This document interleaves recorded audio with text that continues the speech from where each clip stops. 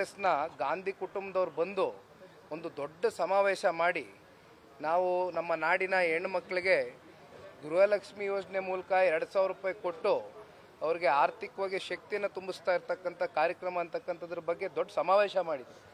ಆದರೆ ಅಂತಿಮವಾಗಿ ಕಳೆದ MP ಚುನಾವಣೆಯಲ್ಲಿ ಏನಾಯಿತು, 4-5 ತಿಂಗಳುಗಳು ಹೋಗೇ ಇರಲಿಲ್ಲ 2000 ರೂಪಾಯಿ.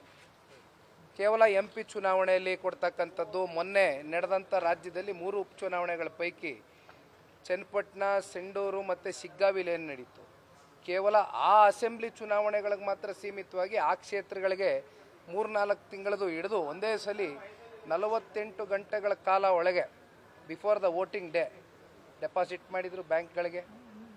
ನಾನು ಕೇಳ್ತಕ್ಕಂಥದ್ದು ಇಷ್ಟೇ ಪ್ರಶ್ನೆ, ಇವತ್ತು ರಾಜ್ಯದ ಜನತೆಯ ಪರವಾಗಿ ನಾವು ಧ್ವನಿಯಾಗಿ ಕೆಲಸ ಮಾಡ್ತಕ್ಕಂಥದ್ದು ನಮ್ಮ ಜವಾಬ್ದಾರಿ ಇದೆ. ಇವತ್ತು ಅವರೇ ಸ್ವತಃ ತಿಂಗಳ ನಾವು 2000 ರೂಪಾಯಿ ಕೊಡ್ತೇವೆ, ಫ್ರೀ ಕರೆಂಟ್ ಕೊಡ್ತೇವೆ, ಫ್ರೀ ನೀರು ಕೊಡ್ತೇವೆ, ಮತ್ತೊಂದು ಕೊಡ್ತೇವೆ, ಎಲ್ಲ ಕೂಡ ಅವರೇ ಪ್ರಾಮಿಸಸ್ ಮಾಡಿದ್ದಾರೆ.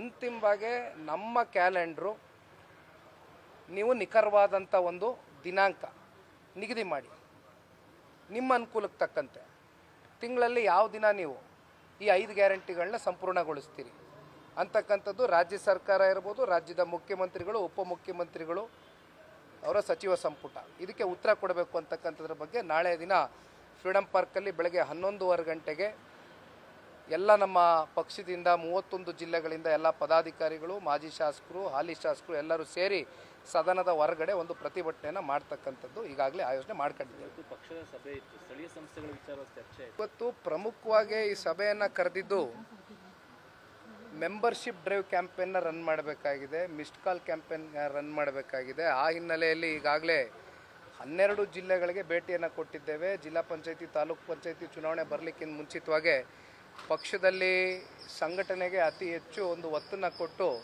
ಎಲ್ಲರೂ ಕೂಡ ಕಾರ್ಯೋನ್ಮುಖರಾಗಿ ಸಕ್ರಿಯವಾಗಿ ಕೆಲಸ ಮಾಡಬೇಕು ಅಂತಕ್ಕಂಥದ್ರ ಬಗ್ಗೆ ಸನ್ಮಾನ್ಯ ದೇವೇಗೌಡರು ಸಾಹೇಬರು, ಕುಮಾರಣ್ಣವರು ಈಗ ತಾನೇ ಕರೆಯನ್ನು ಕೊಟ್ಟಿದ್ದಾರೆ. ಬಹುಶಃ ಈ ತಿಂಗಳು ಗಡುವಿನಲ್ಲಿ ಈಗಾಗಲೇ ಒಂದು ದಿನಾಂಕ ನಿಗದಿ ಮಾಡಿದ್ದೇವೆ ಪಕ್ಷದ ಚೌಕಟ್ಟಿನಲ್ಲಿ. ಅದು ಮಾಧ್ಯಮಕ್ಕೂ ಕೂಡ ಅತಿ ಶೀಘ್ರದಲ್ಲೇ ತಿಳಿಸ್ತೇವೆ.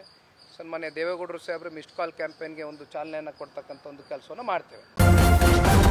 ನ್ಯೂಸ್ ಫಸ್ಟ್, ನಿರ್ಭೀತಿಯಿಂದ ನಿಮ್ಮ ಪರವಾಗಿ.